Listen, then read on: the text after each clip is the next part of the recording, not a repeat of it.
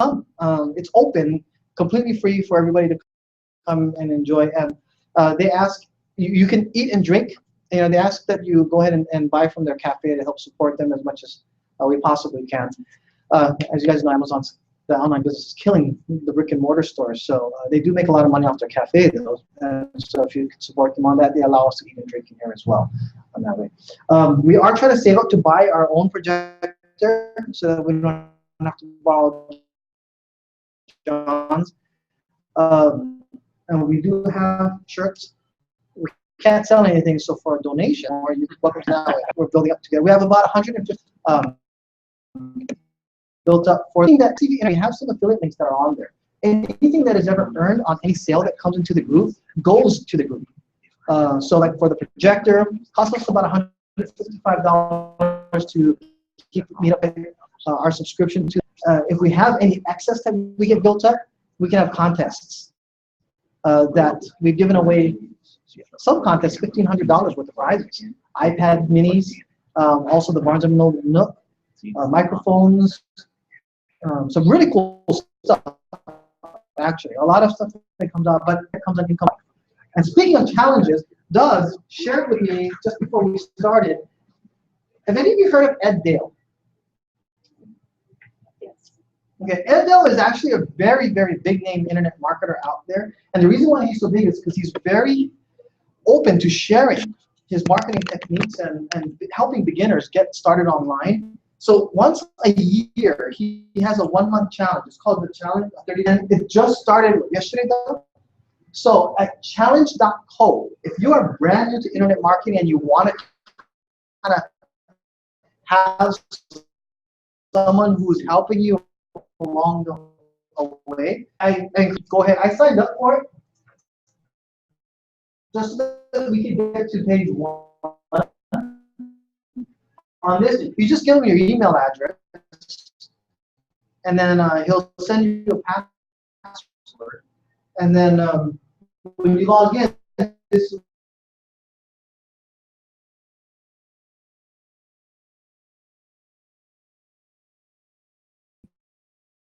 puts his life into this once a year, and I know for it. I've never done this by the time I heard about it, so this is one of the first opportunities. I don't know if I have time this month to go through this one, but I'll definitely watch his modules and see what they got, even though I may not participate. But there's a lot of people who get started on internet marketing from his challenge. I mean, hundreds. Thousands get into the challenge, hundreds finish. And then Ed Dale, D-A-L-E. Yeah. Yes. But go to challenge.co and sign up for it. Like I said, it's completely free marketing list. But the guy is really good.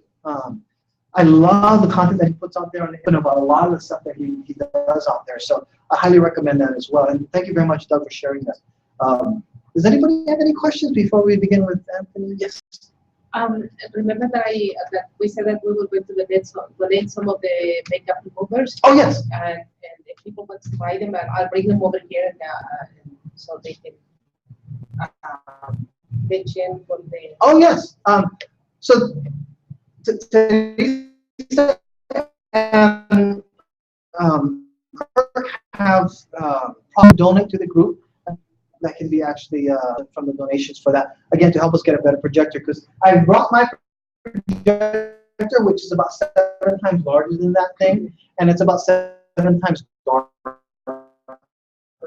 I'm blown away at how curious is, how small. Yeah, how much light there is in the room. Yes. Unfortunately, the more closer to the summer months, even like right now, does not set maybe about next done. So this projector would do a lot better for us. But if we could, is full lumens by all means, so it would be great for us to have. What's the goal for the 350. Yeah. Look at you. So $200 more. I think we should do that.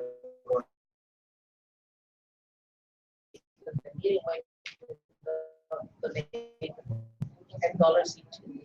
Oh, I am happy to take donation. In the past, we have actually had people that just secretly donate to meetup.com. You can actually donate to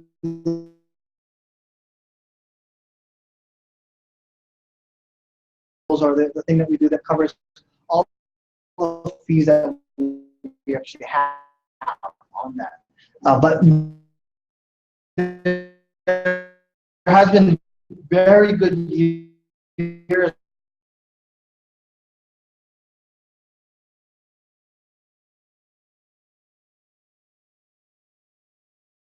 The bucket. We were in Vegas. There was a guy playing on a bucket with his sticks outside like one of the escalators by the hotels. And he had, well, not really added, Barker copy, you know, he'd be like, show me some love.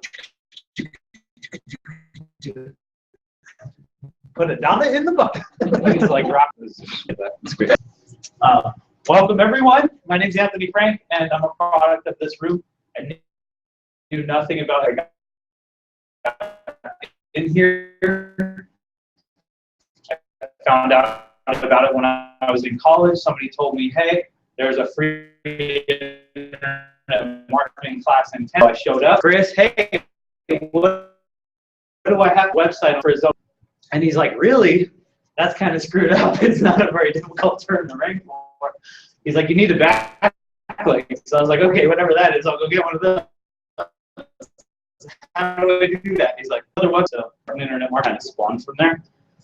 After a couple of years, I came back and said, hey, how do I get to the next level? And he's like, you should come to this Vegas event with me. It's really good. And he sent me the link, and I called him. I said, this looks like spam, man. he's like, no, it's okay. I'm like, you serious? Because I don't. No. From there, and that was Facebook ads, and it just kind of grew from there. But happy to. And Chris asked me to come and just kind of show you what we're playing with for his product. He was saying it seems to be after what we've learned from product traffic. It must be dog lovers nonchalant for every so often. Welcome, guys. Come on in. Make them an offer every so often, like, hey, here's some things that we're doing. This XYZ is for sale, and maybe make the offer for his product to the audience then. So if you were in ASM, and one of them is Ezra Firestone, and he talks very much about you need to have a community of people on Facebook, and with that community comes doing some promoted posts. And the way he describes it is like, hey, have a 3 series, right? I don't feel bad sharing this because Amazing is out there selling the $5,000 course for $40 membership now. So, but really it's like, have a community, then you can run some promoted posts. The first one is more so about, hey, let's be friends, check it out, let me get on your radar. The second one is very similar, and then the third one in the series is something about here now, buy this XYZ product, and then the fourth one is like a reminder or retargeting of, hey, yesterday it's still this. So that's how he describes it, and that's 4 years ago. You know, don't just try to sell cold traffic something on Facebook. Make sure they're the right target audience, and then try to sell them something after they like you, know you, trust you as a page or a business or a brand. Do I have a community? No, we're just an early start. So we just set up a fake account. I'll show it to you guys. It's an account, meaning like it's not a real person. It's just a basic personal profile so that we can manage ads from it. And the reason I do that, WP admin, it's fine. The reason I do that is because if you manage all your ads from this quote-unquote dummy account, then all the ad information and data stays in one central location. It's the same way I taught Animal Behavior College to do it for their company. Because otherwise, if I ran ads in my account and I let Chris run ads for his product in his account, and then Steve runs some ads in his account, I can Steve's ads. And then Chris can't see the data on my ads, right? So better that it's all in one central location. In this case, we didn't use Chris's account products in there that he needs. private pizza. Which I don't manage. I just link to them because they were considering it. But as you can see, I need to hire somebody to do my own Facebook advertising. So I'm set up a dummy account then.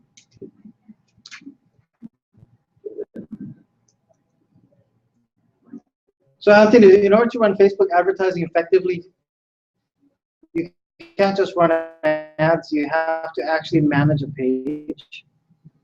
Well, all you need is, in this case, Julie Frank, right? And I put my own last name in there because I used my phone number. I didn't want Facebook to flag it as fake, because there's times recently in the last couple of years that we did make dummy accounts with completely fake names, threw up a picture, flag the account. Oh, no, you're not even real, right? And then Kirk and I ran into this. Even though it was like, wait a minute, the credit card doesn't, and then they flagged it. All these hoops to convince them that we were a legitimate account. And even then, they're like, well, we're not going to let you run the ads from there. So we had to default back to Kirk's account to run the ads from. I just made it Julie Frank. And so this is a personal account. We just threw a business banner looking art up there. But, oh, how funny, there's an ABC ad right there. I wonder who taught them how to do that red stroke around their pictures.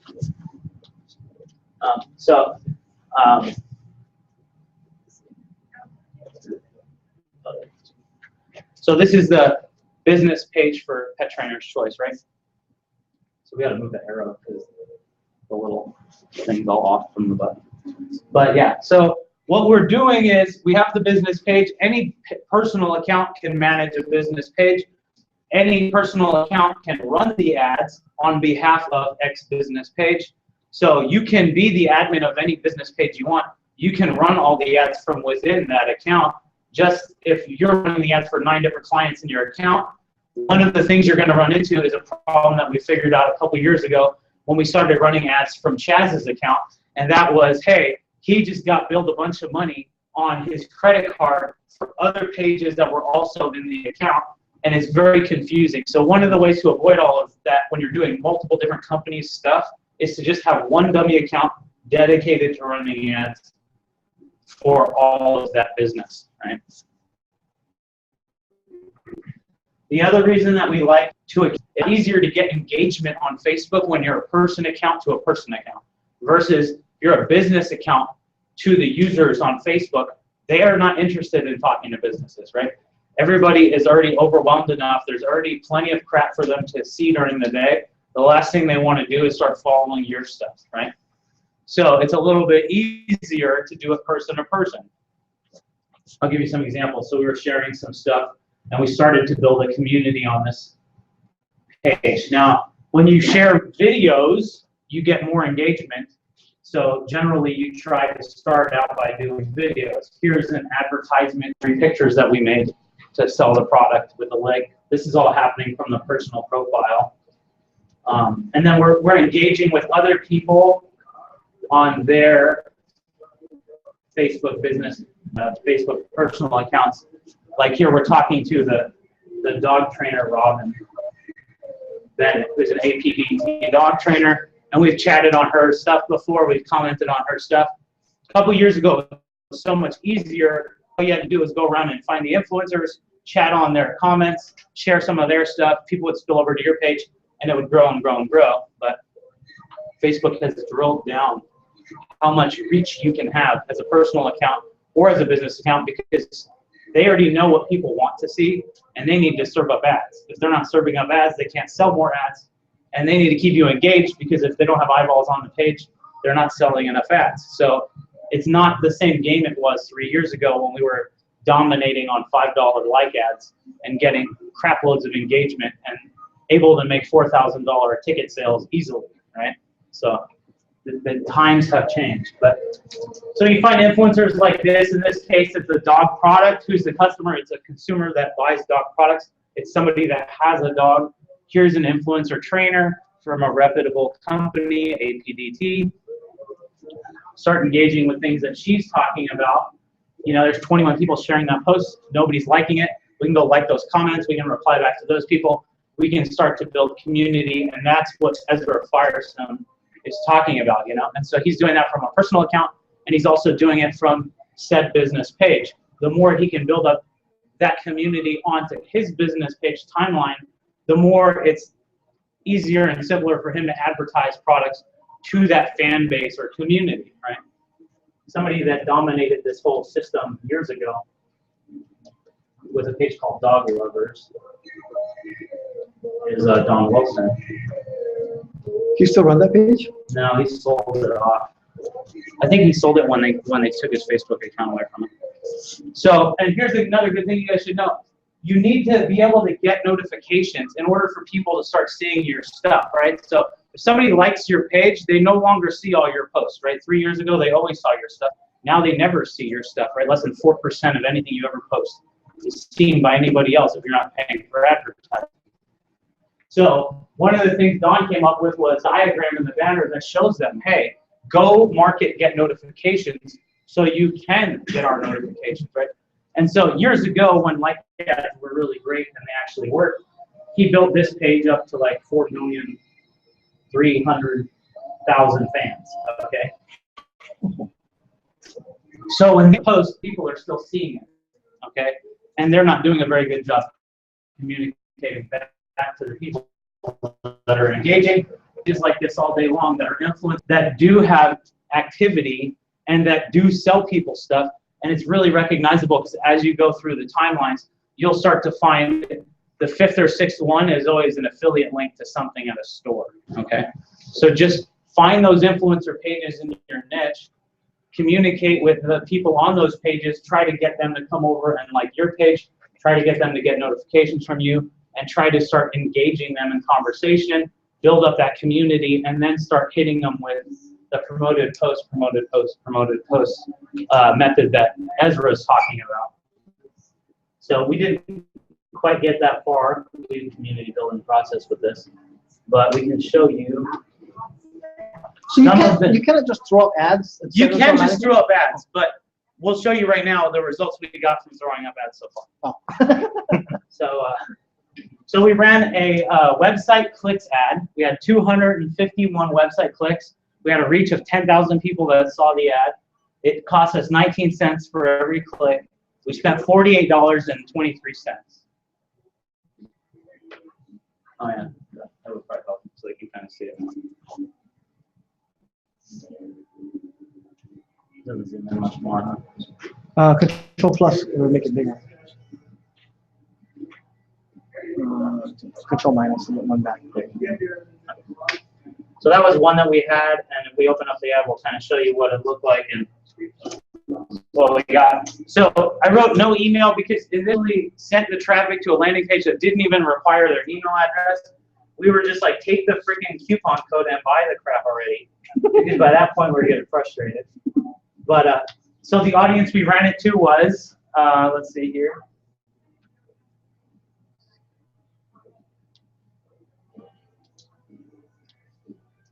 Was women that are 24 to 44 states, and the placements that we chose were Instagram, the audience network, mobile newsfeed, and the right column desktop. I personally never like running the desktop timeline ads because I know that 60% of the traffic is all on the mobile devices, right? And I also know that the only people on the desktops are the admins that are adminning pages. But Ezra Firestone's completely the opposite. He turns off all of his other ad network choices and only runs to desktop.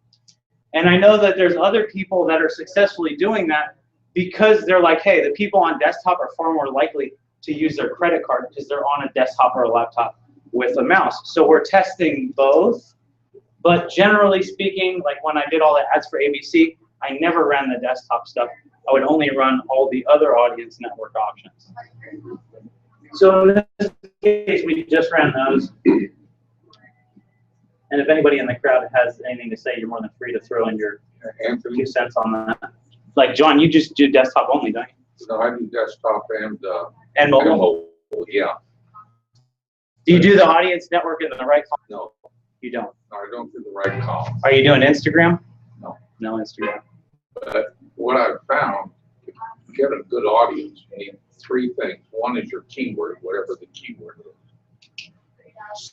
Secondly, you want someone known in that link to add to your audience. And the third is a brand name or something. And if you combine those things in your audience search, you really can come up with a good audience. So it's a keyword, A keyword, what personality, a personality, a person, and then an influencer or some page. and then a brand. A brand. Okay. Insights? Yeah, I go to audience insights and look for them. Like I do a lot of cycling. I have a cycling site. I do a lot of stuff with cycling. So I'll put in cycling. That's too big. That's like 20. So What is it? Insights, audience dash insights is what it is now. Facebook /ads / Oh, that's right. audience insights. They just changed it recently. And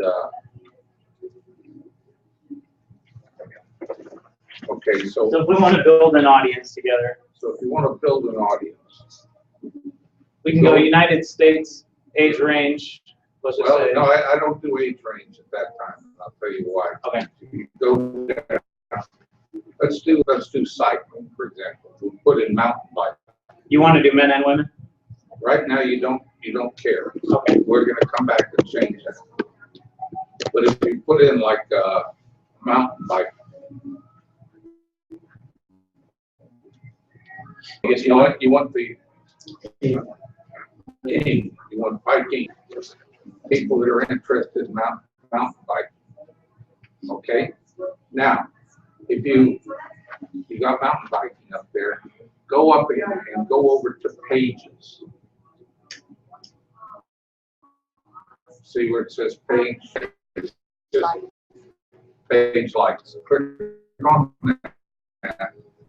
And now you will find in there, let's see, you'll find. Influencer. All right, put Ken Block in there. There's an influence in there. Actually, he's more like a card director, though. We'll put the Ryan guy. But somebody that's big in mountain biking.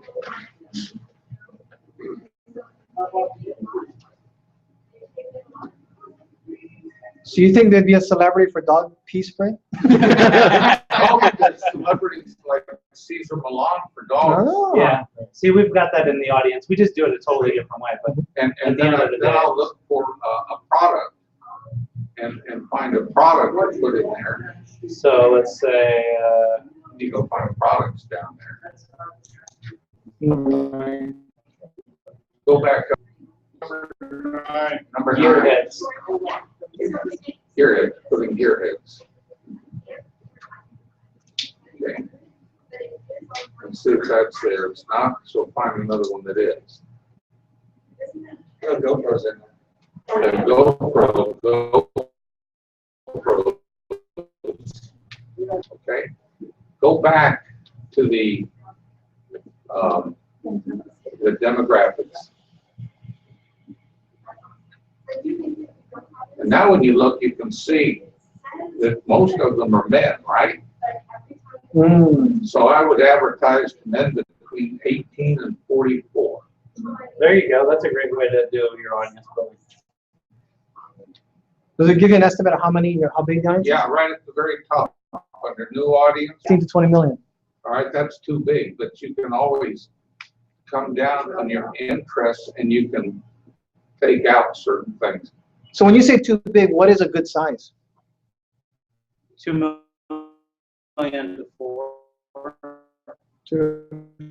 To tell you the truth, I look for 75,000. Do you? Oh, why so small? Because it's, first of all, it's cheaper and you really tighten in. And I might run 7 ads, you know, and I look and see what's doing the best. How much time do you spend on your Facebook advertisements per week? Hours. A week? I don't spend a lot of time. That's awesome. All right, now go back up. Now go back to the audience insights again. And then what you can do is see, now put in men. See, now you go to men, 18 to what, 44? And now see how many people you got up there. Now it's down to 10 million, right? Mm-hmm. Okay, but now you further on the left, and you can remove types that maybe Like if you can find something much more niche specific, you're going to reduce the audience to where John wants to be. Yeah. Does that make sense to everybody? Because Go. Yeah. But if you found, like you put Mongoose instead of GoPro, it's probably going to make it a lot more. Right. Giant. Yeah. Santa Cruz. So anyway, that's the way I do it. Yeah, so there's several ways to skin the cat. If you're new to this, I would highly recommend doing it like John's talking about, because with the audience insight, be thinking everything that you can possibly come up with about who this target avatar you're trying to reach is, because it builds all of these suggestions into it for you based on what you're telling it. Right? Then you can go down to page likes, scroll down to page likes. Inside, the very far side is the higher the number, affinity is to what you're selling. Oh, so like this So- guy's very close to where we wanted to be. Sometimes you can get 800 Yeah. on the affinity score. What is a Talking about this Well, here. yeah. Is Far there right one- by the ball. No, that's the left of that. Go to the right. Yeah, So this one, the 5.8 number. yeah, but I like to get them well over 100. So I'll fool around with the keywords. Okay. Wow. The keywords will have a great influence on that. Yeah, so this is one method. I would highly recommend trying it this way if you're new to this stuff. When I started running ads, they didn't even have the audience insight manager, so I just do it the same way I've been doing it for years. Not that that way is bad, because John is really good at making sales very quickly on cold traffic, so it's totally worth doing. But just get in the head of the person that you're trying to reach, right? So if we go look at this audience, it's a 24 to 44-year-old person that speaks English, English UK, or English US. Their interests are Caesar Milan, the dog whisperer, Atlanta Pet Rescue, Caesar Milan, the dog whisperer, other page, Lucky Dog Rescue, We Love Dogs, Pet Rescue New York, Bully Sticks, Sheltered Paws, Dog Rescue, Mutt Shack, Animal Rescue Foundation, Dog Training, Dog Whisperer with Caesar Milan, third page about him. We Save a Pet and Animal Rescue, Lucky Dog Rescue blog, the APDT, which is a well-known player in the dog training certification industry, and then Animal Behavior College, which now shows up very easily for you to target their audience, right? So how big is this audience?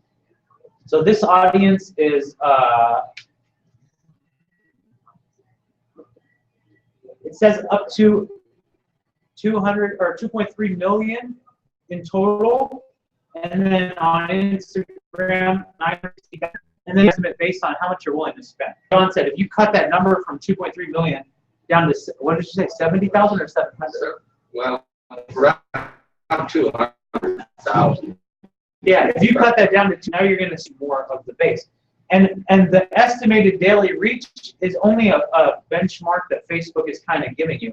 If your ads are doing really well, they'll continue to show them to more and more people. That's why people are able to get like a $5 like ad that gets thousands of likes, like we used to do years ago, right? Or a sales ad that only costs you $10 that converts really, really high. Because if it's working, they're going to keep showing it to people. And so in this case, we had 250 website clicks, 10,000 of them were reached. We spent $48. So the audience is too big. If we get a lot of clicks, and we'd be far better off to have 125 clicks and 20 of them convert into a sale. So we could trim the audience down.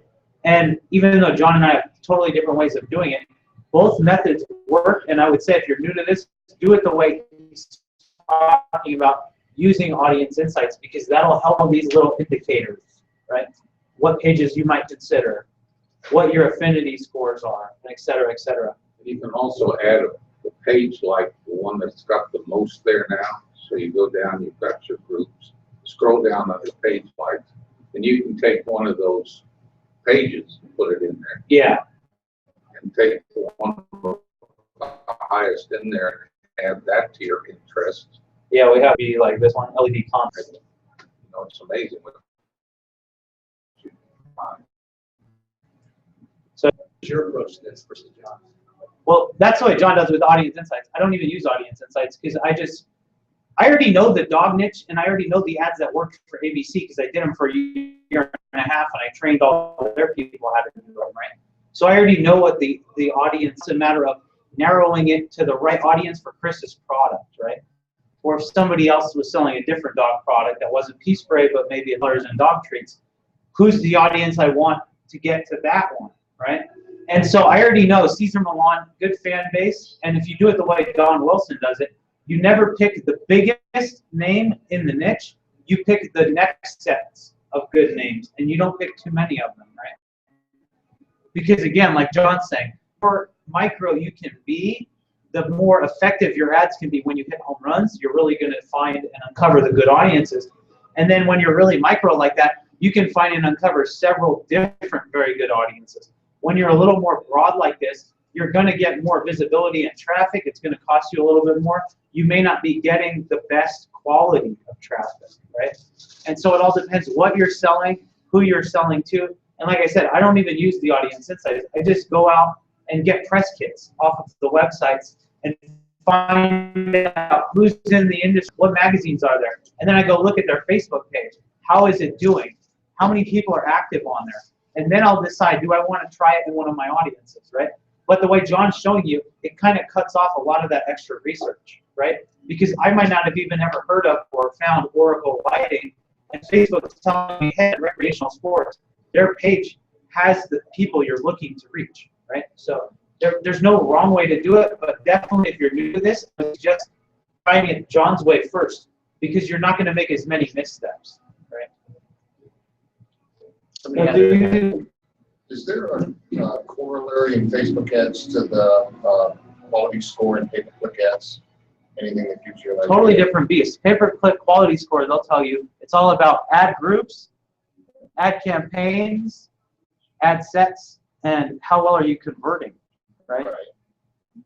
So Facebook, it's about, are you well to this audience? If you are, you have good ad images, you have good ad copy, you picked a good audience, you're not spending a lot of money, and you're converting well, so they're going to keep presenting it to more people, right? That's how viral videos go viral on Facebook, right? If enough people shared it, liked it, and commented on it, they're just going to keep impressing it to more and more walls to keep you on the screen watching whatever is going on, so that the next thing you see is an advertisement in the right rail, or et cetera, et cetera. So all work totally different for pay-per-click thinking, but yes, the quality of how well is it converting is going to affect how much you spend. And I just was, there's a Facebook group called King Pinning, which is like super high level advertisers, guys that are spending like 2 and 3 million a month on ads, right? And they're talking about, hey, we're tired of spending $50 on every ad. We're going to start spending $150 on every ad because we get better conversion. So their approach is totally the opposite of anything we've ever heard. Because up until now, everybody's always been like, hey, spend the least amount, get the highest converting ads, and then you'll spend even less than everyone else and get way better results. And Kingpinning Group talking about spending 3 times more than they normally spend because they think it's going to be a different way to attack the beast, right? There is a relevance score, though. Yeah, how does Facebook? There is a grade relevance. It's called relevance score for Facebook. Yeah, there is that relevance score on there. How do they judge it? Does it affect? Oh, I'm sorry. Okay. Does it affect your pricing in the same way the quality score affects your Probably. pricing in the pay-per-click one? Yeah, because if you have a really crappy, well, here's the thing that I've noticed. sometimes you'll run ads that to you, like in my mind, it's an ad that fits what the page is about, right? And Facebook will say, well, that's like a 6. But you'll convert really well with it, and it did the results you were looking for. And then sometimes they'll give you a quality relevancy score of 8 in Facebook. They don't have that all figured out yet. Like, I'll give you an example. Rectacular Animals, okay? They sell animal parties to people. They were a client I had last year. And so they do travel parties, and they do on-site parties, and they do camp parties. It's all about moms that have kids that want to book a party with animals. And so Facebook knows that's who they are. Okay, so anytime you run ads for them that have to do with book a child's birthday party for animals, you get a relevancy score between like 6 and 8, depending on how well the ad was converting. Now, they also offer an outdoor wedding package. And I've gotten relevancy scores of 8 for their outdoor wedding package. And I've gotten relevancy scores of 4 for their outdoor wedding package. And their outdoor wedding package has nothing to do with their animals at all. So Facebook looks at it like this is not relevant. But in actuality, there's times when I've gotten like a score, and they'll get really great results. Like on $30, they had 4,000 people start watching their video. 1,600 of them watched 100% of the video, and 6 of them showed up at their property in Little Dahomey Canyon to book a wedding on $30, right? And that's a $2,000 ticket sale on a $30 ad spend. So, and the relevancy score would be like a 5. So it's hit and miss a little bit. You know, I would say the relevancy score of paper is far more important than what Facebook is trying to say to you. John, you have any thoughts on that? I don't know much about it. Yeah, I run experiments every once in a while. I ran an experiment with Facebook, doing videos. So it's a little bit different than like just banner ads or newsfeed ads type thing. But it was a short video. I had it on one of my pages, and it was doing pretty well. I was surprised. People were sharing it. People liked it. So those factors really played a big role in so a target group of users. A good like this, and they shared it. They commented. So those are kind of, you know, trust signals, basically saying, hey, you're targeting this audience, and the audience is responding positively. And so because of that, we're gonna basically say, okay, well, you get a better score. All right, and because of that better score, this one video, I'm trying to pull it up right now, but it got something like it cost me 0.0005 cents per click or view, something like that. It was really cheap. So, and I could see money into it. I was like, okay, well, if it's doing pretty good right now, I might as well see how well it got. It just kept going down. The price kept going down, and it leveled off at about that 0.0005 cents. But still, that was like, people were like, dude, do this and it will work. And I was like, no, this is complete just poppycock, right? And so I did it, and it worked. But there were a couple of really interesting things, because I tried it with another ad, didn't do it. The key thing that I found out was the ad. The ad, it wasn't really an ad, it was more just a quick video of, I don't know if you guys know what airsoft ball. So it's a quick little short 15-second video that was on Instagram, and I just posted it on the page, and it just took off. So less than 15 seconds, and it was kind of got your heart pumping, because you're going up an airplane, getting ready to get shot by a whole bunch of guys, you know, playing this game.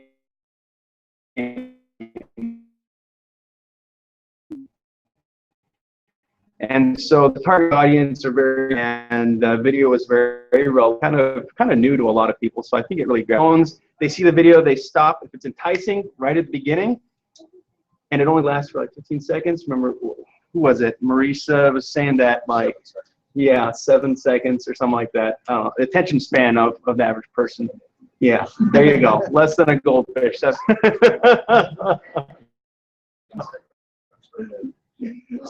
it's like, okay, do this. Instagram 15 seconds. There must be a reason why they have it so short. So, you know, this was just a test, but it turned out the relevance socketed once people were sharing, liking, commenting.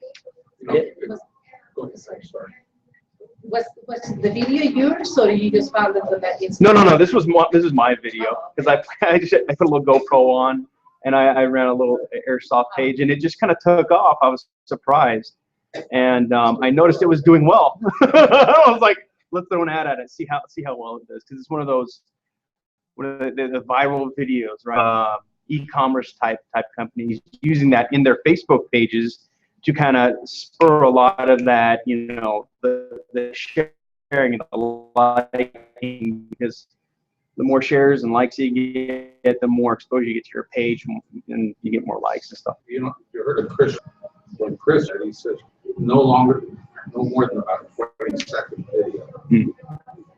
And start running it, let it go viral so you get your Yeah. 04 barbers cut like that. And then once it's gone viral, then you monetize it. Then you edit it once it's really started going viral, and you monetize it. And I think there's a lot of takeaways, like what Steve was saying, is in regards to relevancy, right? If you're creating a short video, people will watch it. If you're talking to the right, people will like it, share it, and comment on it. Those are signals that the more they paid for the ad yet or not, your relevancy score will go higher if you bought commenting and sharing it. Score is going to go higher, right? Because Facebook's like, hey, we bought whether we put our ad juice behind it or not, we know trying to reach is engaging, liking, commenting, sharing this, right? So, and then obviously, as your ad's running, they're rating it with a relevancy score now. So of course the relevancy score is going to be higher. So that's a huge takeaway at that level, where you pay like 0.0004 cents for every view. Then you want to talk to the right audience that get results, and the more results they're getting and the more engagement people are having with it, it's actually going to go up. It's going to impress more people. There's a podcast that talks about Ray Edwards talking about how commercials are now changing, and even video advertising. He's a master copywriter. He wrote Anthony Robbins' copy for one of his big courses that are out there. Infomercials that were out. Have any of you seen the On Purple bed commercial? So he did a podcast talking about the trend with videos and why attention spans are so short. But if you change the video to be actually more captivating and you write really, really good copy behind it, then a completely different type of an outcome. Yeah.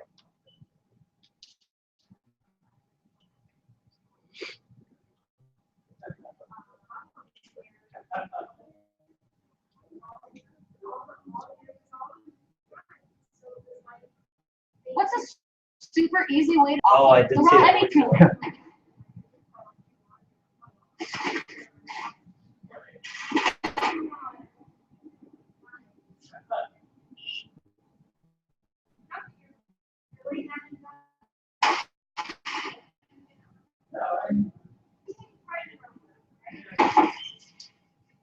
Eggs. The raw egg test states the perfect bed, raw eggs without breaking them. Because if a bed can cradle raw eggs while supporting all that weight, it'll also cradle your pressure points while supporting your body for maximum comfort. Introducing Purple. The only mattress that cradles your points like a soft bed while supporting everywhere else like a firm. Need proof?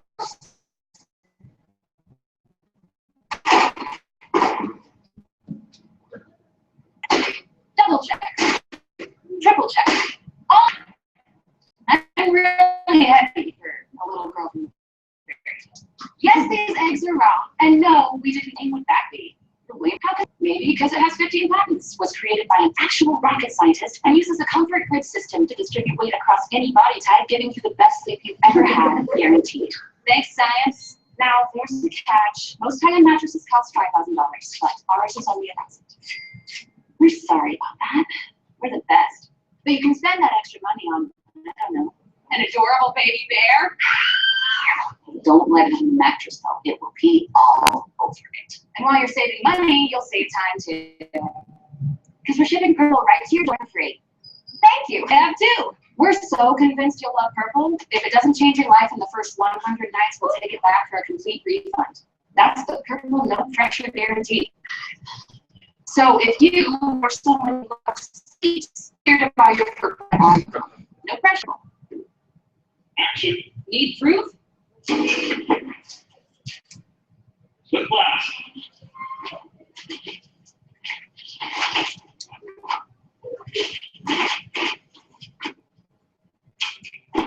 See, those are real eggs. Not hard, not good, not wooden. I just burst them. It's very So- much in line with the Poopery one. And actually, these are from the same creators. Oh, is that? The guys who made the Poopery spray, the very comedic commercial that they made. And they also made one called the Squatty Potty. I think I showed that here probably about half a year ago when I first saw it come out with the unicorn is pooping rainbow ice cream or something like that. But it goes on really on the edge now of longer commercials, but more entertaining because they're actually funny and they go viral like crazy. This doesn't. They only design it so that it would actually go viral, and they only sell their bed online. That's the only place you can actually get it as well. And after I showed my wife this, we're probably going to get one to try it. But Bad move on your part. what is that? Bad move on your Well, we're actually looking for a bed. So she was talking about. She said for 100 days we can try it. And the guarantee was that she thought the commercial itself was funny, but she was more interested in actually will it really be able to help the copywriting in that. That was more so that if you understand good copywriting, that is actually magnificent copywriting. Everything copywriters do. Yeah, they answer all the questions, right? all the That's what, objections are answered, and in a funny way. So that's what's really funny. Yeah, if you guys have time too, the Poopery one, it came out in like 2013, also a viral video made just for YouTube. And so you're saying it was the same copywriting The same production company. Yeah. The actual one does. If you watch this one, you'll totally see exactly how it parallels with the Purple and exactly the tones and the way that they go about doing it. I know we're running out of time, so I just want to quickly show you guys something else. So it pays to do multiple different kinds of ads and test, right? You can test post-engagement ads, or what they call boosted posts. Boosted posts, I don't boost them from the post. Post the post and either run it from inside Power Editor or from Facebook Ads Manager so you can really dig into what you're doing, right? Another kind of ad you can run is website clicks or website conversion ads, right? And those are nice because you can run retargeting, the retargeting pixel. Facebook just updated the pixel and made it really easy, so there's one account, one pixel. That's all you need. You throw the pixel in there. There's a plugin called Website Conversion Pixel by Kellen Mace, and it literally makes it so easy that page or post-by-post basis for your WordPress site, you can assign all the different ad attributes for any page or post you have. So there's about 13 ad attributes that you can look through and choose and figure out, hey, this is a post view. This is a cart conversion page. This page is the post cart conversion page, thank you page. And so then it's very easy to put in this little snippet of, I can give you guys access to a link to check that out. The plugin? Is it free? The plugin's free. Wow. The plugin's free. The pixel is available inside your account. When you go to the ads section, you go over here, and then you go to pixels. It'll be there for you. Don't use the old one. Use the new one. Okay. And then let me just go back and show you this other ad.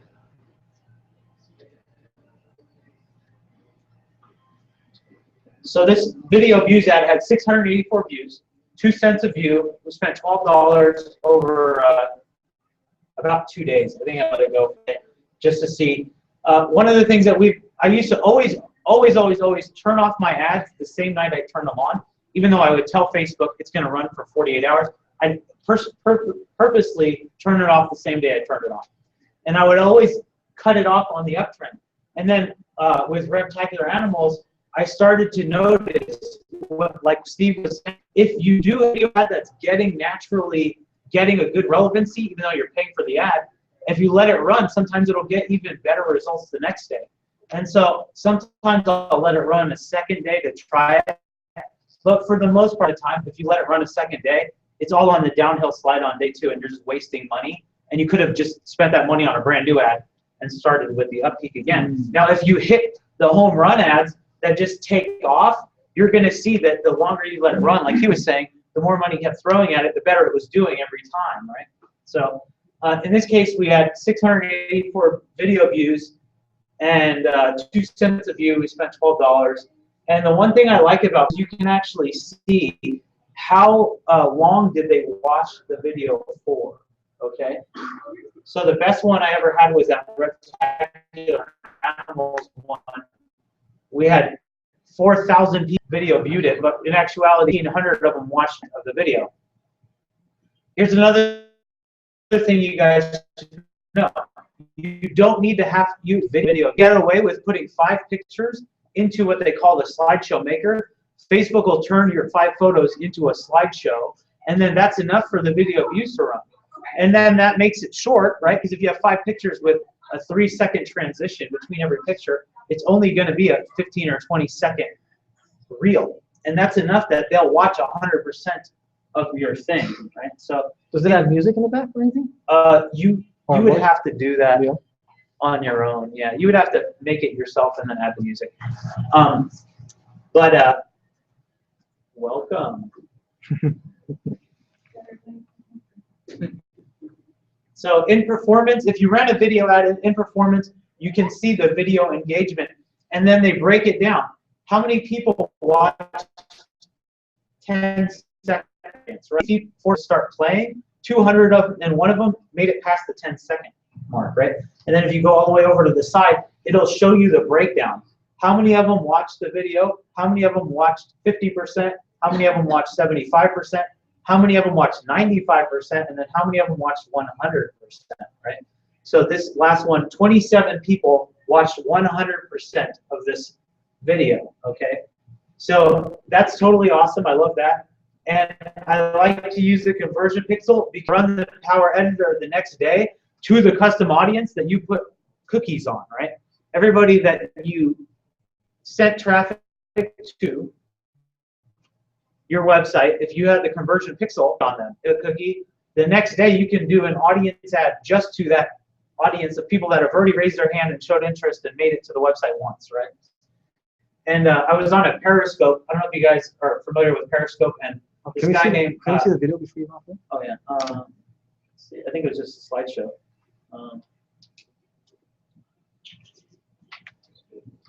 Yeah.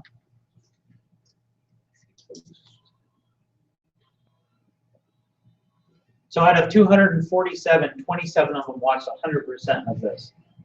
So let's see what we did here. That's a great start. So this is just, it's a 30-second slideshow transition out of 5 pictures that we made. And this one wasn't trying to sell crystal spray. This one was literally just trying to get people to go take this PDF that we made that soft sells the spray in the last 2 steps. We made this product into the solution, right? I don't know why it crops that one like that. Totally bad. The other thing to keep in mind about video is you're not going to run into that 20% text with video thumbnails, right? James Wedmore figured that out a couple years ago. You can get away with having as much text on the screen as you want because you're running a video. So, and your thumbnail can be the custom one at the beginning that has all the text you want, and Facebook's not going to say, oh, you're over the 20% rule, right? And you can get away with as much text as you want on the promoted post one as well. So that's fine. The thing we didn't like about that slideshow is it cropped out the last 2 that were most important that showed the coupon code and the thing, so we'd have to go back and resize them. Now, we were running images that are 600 by 600 pixels, and we're doing that so that Instagram will allow us to run on the Instagram network. And I like running on the Instagram network because all the traffic that got sick and tired of Facebook running ads went and flocked over to Instagram. So now we can advertise to those people again. Right? So. I have a question. So Yes. this last screen is like a call of action. It doesn't. Yeah, what it is automatic- you can have like I think 5 or 6 pictures in your slideshow. Yeah. And then the very last one by default is always going to be whatever you said the domain name for the ad is going to be. Okay. And then they just put up a panel, whatever your call to action, shop now, learn, Okay. whatever the 5 choices you have there are. Right. And then they put the domain name of whatever the domain that you said, this is the domain for the ad anyway.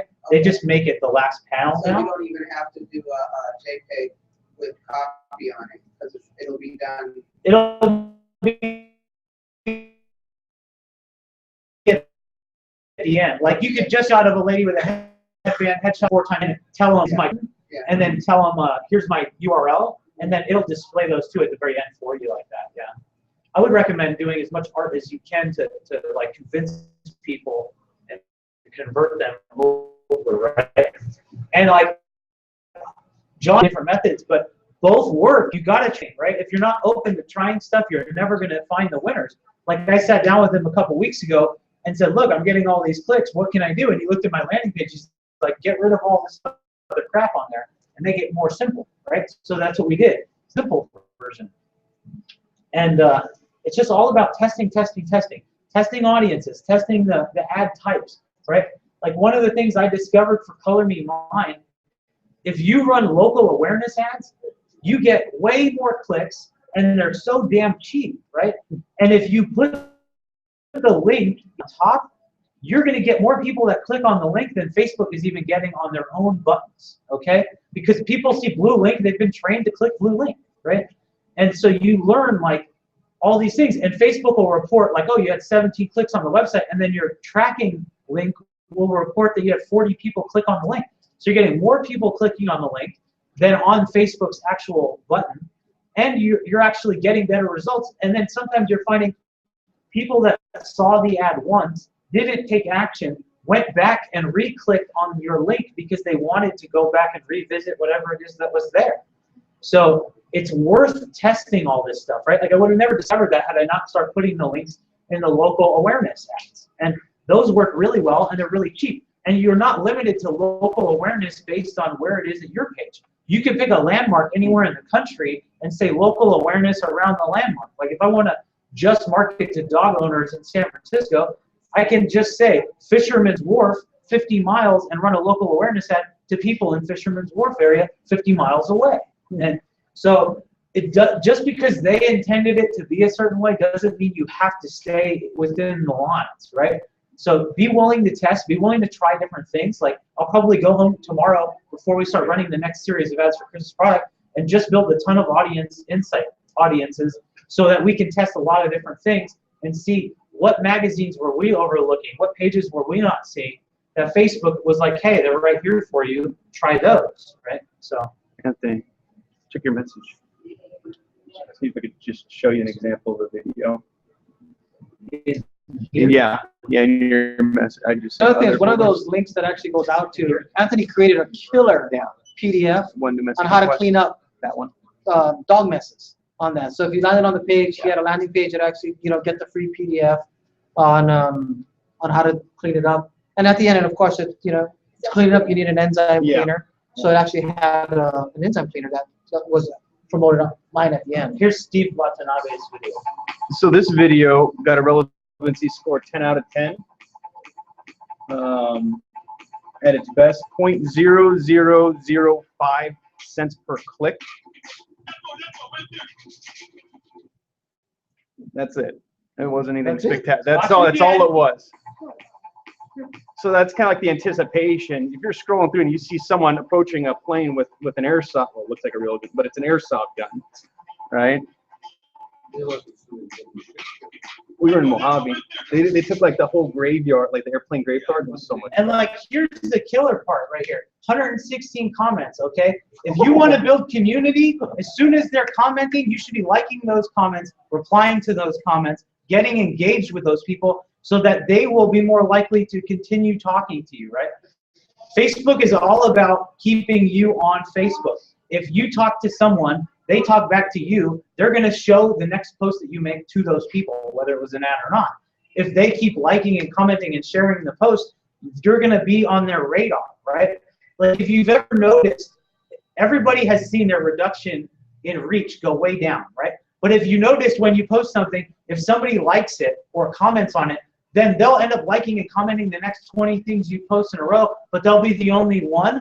You know why? It's because they're the ones that showed interest. And Facebook only has so many things that they can show you in a day, so they're going to have to dole it out according to somebody that showed interest, right? So in this case, 116 comments, go back and like and comment and reply in real time as fast as possible to these people so that you can keep getting on their radar with every new post you make, whether it's an ad or not in the future, right? Something interesting I found was that so 96%, 96.18% of people who came across this video stayed to watch. And like Anthony was saying, there are metrics on it that say, you know, X percentage watched, you know, the first 25%, then the 50, then the 75, or 100%. I don't think Facebook would put that up there if it wasn't relevant, right? So by keeping your video really short for the attention span of most people, it's like, oh, well, automatically, if they stay for that short amount of time, it's almost like, oh, there's that relevancy, right? Which would help that quality score. Yeah, and plus, like he's saying, if their attention span is only 8 seconds and your video is only 15 seconds, the chances of them watching 100% of your video, even if it was by accident, are much higher, right? Because they're not gonna like start watching it and then click away if they're not interested. They might be waiting to decide if they're interested, and by then you've already completed the whole video. So, and that goes back to what I was told Chris 3 years ago, and he told me, no, we can't do that, and now everybody's teaching people how to do it. I told him, hey, you know what we need to start doing? When you run video ads on YouTube, you have 8 seconds before you get billed, because if you skip this ad in the first 8 seconds, Google's not charging you, right? And so remember I told him this, and he was like, no, we can't do that. You know? But I was like, let's just make ads that are literally 8 seconds long and then goes to black for 3 seconds, and then we'll come back and be like, why are you still here? Blah, blah, blah, blah, blah. It doesn't look so spammy, but I told him, I guarantee you that everybody, if the screen goes black before the skip button goes away, then everybody will skip the ad. We'll never get billed, and we'll be able to impress everybody with a call to action. And he was like, dude, you're going to get us kicked off of YouTube for sure. And he wouldn't let us do it at ABC. And I was like, no, we have to do this. And then sure enough, we were just at an event somewhere, and somebody was talking about doing exactly that. And I was like, we were ahead of you on that one. So it just goes to show, like, work with the people. 8-second attention span, goldfish, 9 seconds, right? So work with that. And then use the conversions, and you don't always have to use them, because like John just uses the promoted post and he does really well with them, and he is constantly testing cold traffic audiences, and he's always selling products every day. So it's all a different game if you're not selling physical products. If you're trying to build an audience for it, ABC, we were trying to sell people on calling us so that we could sell them a course through like a sales call situation, right? Totally different beast than trying to get somebody to make an impulse buy, whether it's for a $1 product that's super discounted or whether it's for like a regular product with a discount code. And like if you take this approach like Steve was doing, if you're trying to, like, we'll probably do some of that, right? Since we know that we can run 8-second videos, we're probably going to make a bunch of videos with little dogs running around and having fun, and we'll just try to impress a crap load of people with these 8-second videos for the whole week. And then once we've pixeled a bunch of people, then we can try to hit them with the dog spray ad and see how that does, right? You got to be willing to try different stuff. And like I said, a lot of work. if anybody is willing to throw out some more ideas, we're welcome to. Because this is actually taking the place of interruption marketing now. I mean, it's not like someone's hot lead looking for a specific product and then the ad pops up that's what they're looking for, like regular pay-per-click is like really trying to grab, like television commercials, grab their attention, and kind of like the spray and pray now, that hopefully you're hitting the right audience and they want your stuff. And like you said, I actually did try doing some videos for my spray in the beginning and got great engagement. And like you said, after the like, second or third day, where'd everybody go? It's like big stuff. But it's because when you set your audience, I thought it was kind of like how you do pay-per-click, and you just set it, forget it. People will keep seeing it, they're liking it. And I said, sure. And then they just disappeared. And all of a sudden it was. In fact, they just turned off my account. Facebook decided they didn't want me to running my ad because I wasn't interesting enough to shut it off. And I'm like, that's why I don't like Facebook. And it just depends on the audience. I'm trying to think of the ads I was running a couple months ago for someone. You got a question, thank you? Yeah, with the slideshow, it's just like JPEG images only, or can you mix like video and slide? You can only do video or create a slideshow. Okay. I mean, you could try to make a slideshow with 2 videos and see if it'll do it. I've never tried before. Because if you go Facebook ads, then the next thing it's going to say is what type of ad. So you hit video views, right? And then it's going to say pick your audience, blah, blah, blah. And then the second part is like the creative.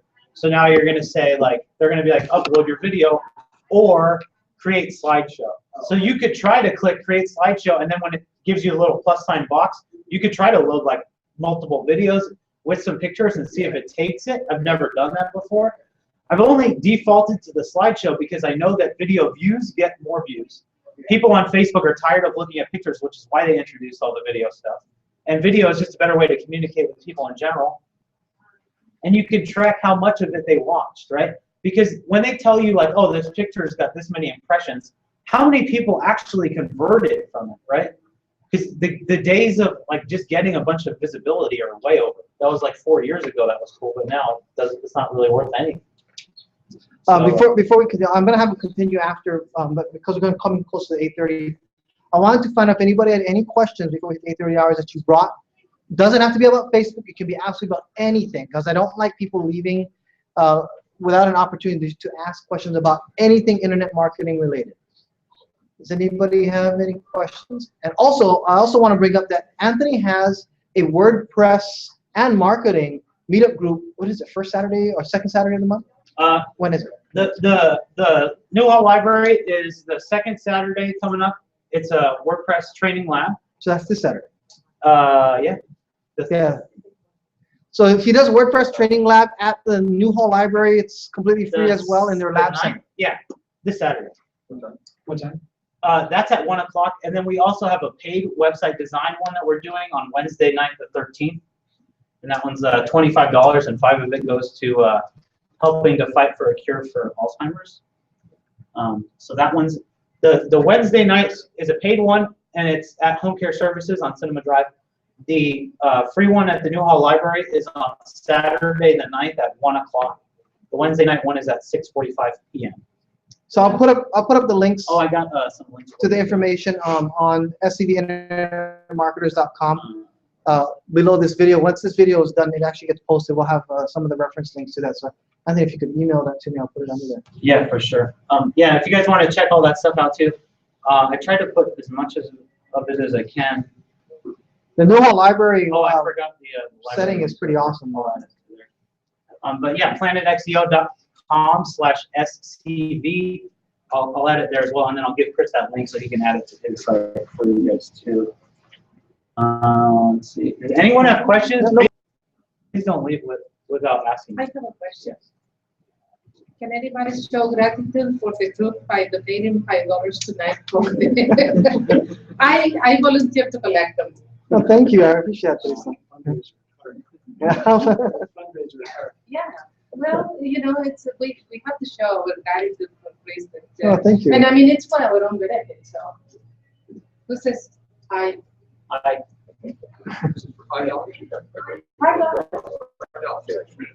And then if you guys want to do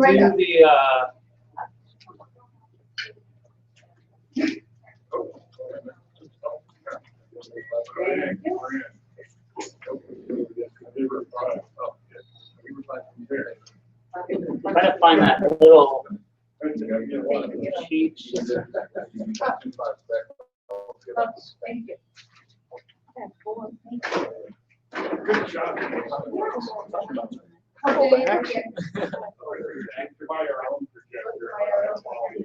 Chris, do you have any little shirts on small? I do. Yeah, what's the other link? planetxeo.com/SCV, and then what's the other? Hey, what are they, $20? Yep, that was I just put them all on there. Oh, it's all on there. Yeah, I'll add the library. I've read the library. Oh, thank you. Cool.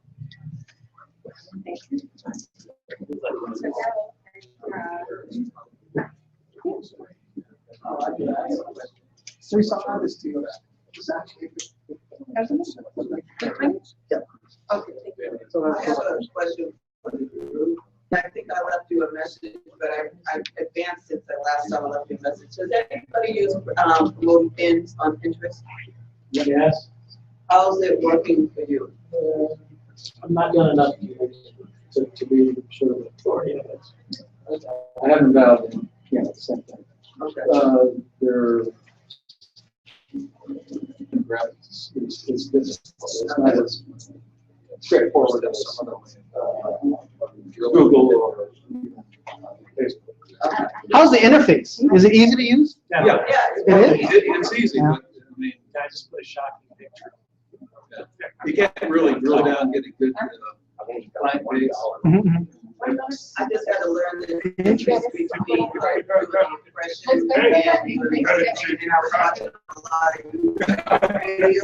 I mean that I was probably better off doing the traffic than the engagements.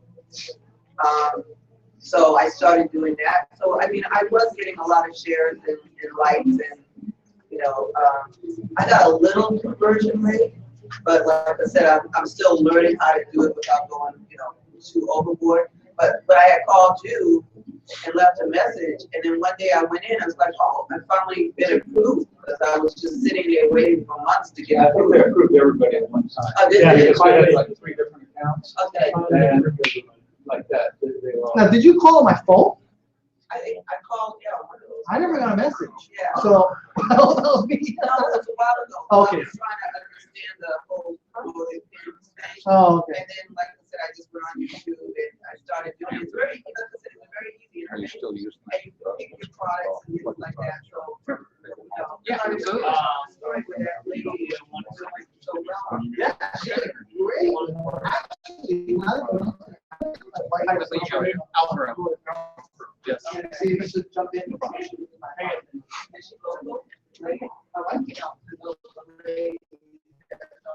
No, she wants something to talk about. Just before John wants to input down, but just before we do, if you guys Google search Facebook Pixel code, it'll bring up a link for this page. So that the little number 3, this is the only piece of attribute you have to change on a page-by-page, post-by-post basis. So they have like about 13 attributes. One is like you viewed the blog post. One is like you added it to the cart. One is like the thank you page, right? So all of this is the code that works on all your pages, and then you just change this one line in the middle underneath the last semicolon. And so when you have the Facebook plugin that I was talking about by Kellen Mays, you literally just copy this whole thing, throw it in Notepad, change this one line for depending on what the page or post is really about, and then paste it into the plugin, save changes, and then your pixels are working. And there's a thing called Facebook Pixel Helper for Google Chrome that'll tell you, indicate to you, hey, your pixels are working, right? And then the thing that Chris was talking about, this is just a PDF we made. So it was like eliminate the 7 pet potty mistakes. And we just went through mistake number 1, you're focused on the negative, not the positive. And then we just added a whole bunch of content to that, right? Mistake number 2, stop reinforcing bad behavior. Your puppy made a mess inside. Now, when he says we, it means he. He was saying the way that I'm like, hey, wow, that's a lot of work. But he made it all. I mean, yeah, the guy did it. And then we start to introduce the product as the solution. That's something that Ezra Firestone talked about, and then we got the coupon code with the link and stuff. So when the first ads didn't start working, we were like, screw it. We don't even need their damn email address. Just take the PDF. And then we're like, screw that. Just take the coupon code and go over to Amazon.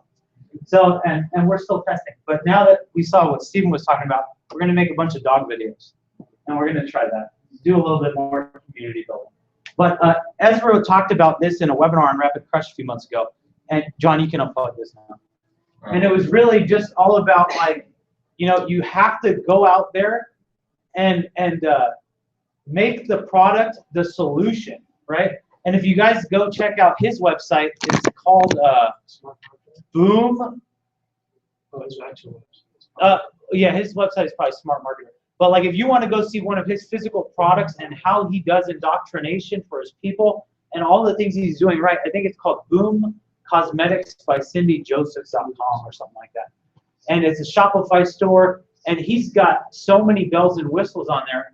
And he talked about them all on the Rapid Crush webinar and why they work, and that it took him a really long time to perfect all of these systems, and he shared it all on there. So it's worth modeling, right? It's worth modeling things you know are working. Like, we know that it worked for Steve. We're going to model that short video technique to build reach, build comments, build engagement, and then try to hit those people that showed interest with, hey, go to the website, get the PDF, or hey, go do XYZ with the coupon code, right?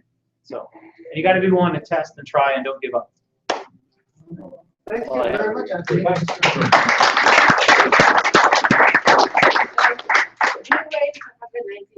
Thank you so You much. know what? Our next meetup, I'll have a new director. Because that's enough to go to get me started with what I got to. I'm going to Toronto to take that. And John, thank you very much for being on the projector. Really appreciate it. Thank you so much. And thank you all. Really. Thank you all for your generous